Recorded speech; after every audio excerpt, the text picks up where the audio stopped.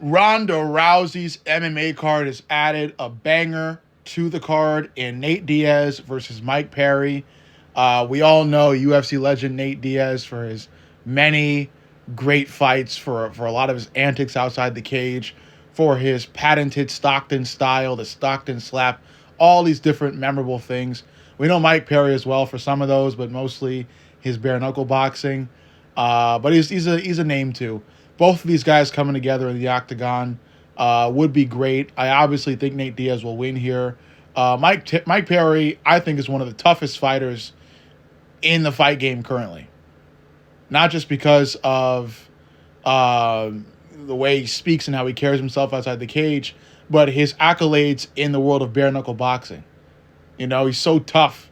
I mean, to be hit with bare knuckles again and again and somehow come out with a belt is insane. So I do consider Mike Perry to be one of the toughest MFers in the fight game in general. And Nate Diaz is tough in his own regard in the world of MMA, especially with his grappling. I do see Nate probably using his grappling here, but what I feel like is going to happen is both of these guys are going to throw caution to the wind and want to fight this fight fully on the feet. And when that happens, I'm going to go with the guy that I believe has better technique on the feet, which is Nate Diaz.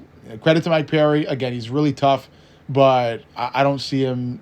I don't think he has as good striking technique as Nate Diaz does. Nate Diaz may not be like a pinpoint striker all the time, but his flow state, like I think if he could really start to flow on the feet, you'll see how good he is. And then he mixes in the Stockton slap with his punching too. It's really cool to watch. So I think in the cage for this fight, Nate Diaz will take it via decision. I have no doubt this fight actually will be a really good one.